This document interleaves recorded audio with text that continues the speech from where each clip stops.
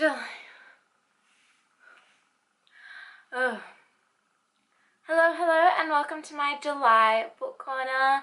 I read 3 books this month, which actually completed my Goodreads reading challenge for the year. I put up that I would read 15 books, and these 3 exactly make up 15 for the year. I'm not sure why I made it so low for myself. I think it's just because I haven't had a year out of university or studying or anything like that, so this reading has all been just for me rather than during university. I couldn't really keep track of what I was reading because I was doing a lot for actual study and not a lot of it was leisurely, so I wasn't sure how much reading I would get done, but I guess like double than what I expected. At least that's what I'm hoping for at the end of the year if I'm at 15 in July. Yeah, let's just get on with it. The first book I finished off this month was actually The Sky is Everywhere by Jandy Nelson. So I read... Really? Come on then. So I read I'll Give You the Sun at the start of the year. I think in March I read I'll Give You the Sun and I loved it. It was amazing. I think Jandy Nelson really handles her characters very well. The Sky is Everywhere is no exception to this. I was a little iffy at first just because the protagonist of this is a little bit whiny, which sounds terrible because this takes place like just after her sister's death and her mother's like not around or anything, so it sounds terrible that I'm saying that, but I think she just complains about the same things consistently, and at first I was like, yeah, okay, I get it, like you feel a bit guilty about this. I sound like a terrible person, but that's just how I was feeling when I was reading it. As I went through it, there was a lot of moments where I was just like happy with the character and like really excited to see what was going on with one of the love interests, and it just ended up really great. And there were times where I was like, no, what are you doing? Like, don't be so stupid. But then that's exactly how the protagonist was feeling as well. So yeah, I would totally recommend any of the Jandy Nelson books, I'll Give You the Sun or The Sky is Everywhere. Personally, I think I preferred I'll Give You the Sun only because it just had a little bit more intrigue for me.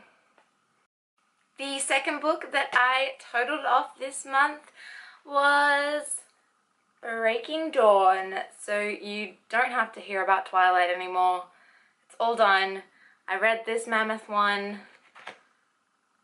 And oh my goodness, so much more happens than I ever remembered. I haven't fully read through the books since I was probably like 16, 17, which I also realized this is my most read series because there was a lot that I still did recognize. And as soon as I started reading lines and stuff, I would remember that, oh my gosh, so this happens and this happens. But it was just so interesting because the films kind of make it hard to remember the book because basically the films are separated into 2 and you've got like the marriage and the birth all in one, and then the second one is like just about the fight. But I realized as I was reading this, the fight doesn't happen until, or like even the thought of the fight doesn't happen until like at least like this kind of way through the book. Like, this is all about Renesmee, the marriage, the birth, the transformation. All of Bella's transformation and stuff is so much more interesting in this because in the movie, I mean, it's fun to see, like I love Vampire Bella, but it sort of explains it a lot more from her side and how interesting everything is, and the hunt and everything, like her first hunt. It's all so much more interesting to read it from this point of view, and in the film they sort of instantly realize that she has like this amazing self-control, but in the book there's just like these days that go by where everyone is on edge because they're waiting for Bella to just break, and I kind of like that. It's a bit more bit more fun to read, I guess. Are you coming up again or what? No. Cats. What? Up again. But yeah, it was so nice to read through these again. I think I was made a little bit fun of by a couple of my friends for going so crazy and so into all of this, but it's just, I was explaining to one of my friends, Amanda, that reading the Twilight books took me back to a much simpler time of my life. I read them when I was probably 14 going through to 16 as they came out, and I didn't have that much to worry about then. Yeah, like that's just, in general, it's a much simpler time of your life. I had a couple of hiccups during that time, but all in all, when I was reading these books, like, it was so simple. Life was so simple, and it was nice to go back and to read them because it sort of took me back to a simpler mindset, and it was a big stress reliever for me in general. So that is why I went through them all, and I feel like if you read them during that time and you were like one of those like Twilight fans kind of thing, you would probably maybe feel the same, and I would suggest reading through them.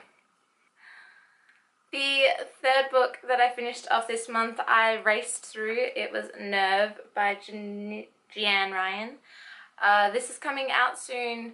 Well, so I thought it was coming out like towards the end of July, maybe middle August for Australia, but we don't get it until about September. It's out in America. Yeah, I read through it, but it wasn't as good as I was hoping it to be. I think the film's going to be completely different because a lot of the dares and stuff that they do in the film aren't even in the book.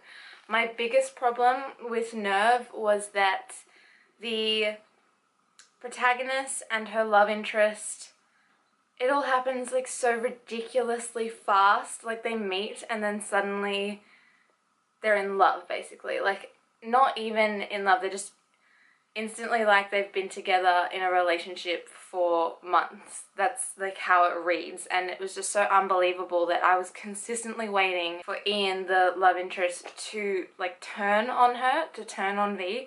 I was waiting for it because I was like, this is not believable. Like there must be a reason you've made this so unbelievable. But no, it doesn't end up like that. And I just don't understand why it was written that way. And I just think this book could have been so much better if it was more thought out and if it was actually given the time to go through everything. So a lot of the start is like setup of V's life. That makes sense. You know, you need to understand the character, and then she sort of starts doing a couple of dares, and then midway through the dares go really intense and she complains all the time, and I got through it, but I didn't really enjoy it. Like, it's easy to get through because it's very simple writing, and it's very, I guess, fast-paced because it takes over the span of like 4 days, I think, and then there's like a 3 months later type thing at the end. But yeah, I wasn't that thrilled by it. I was excited for it because the film trailer made it look really exciting and fun, but I think it just needed more time. I think if it was even just 2 books, which I know is strange to sort of put something into 2 books, or thought out and planned to be into 3 books, this would maybe be a little bit more exciting. Or just like a bigger book in general, like not have it so small. I think there just needed to be a lot more in it, and there wasn't. That was it. Those were my 3 books for July. I have actually been a little bit slack and I haven't started reading a book yet in August. Yeah, if you have any suggestions, please leave them in the comments below, and I will see you next time. Bye!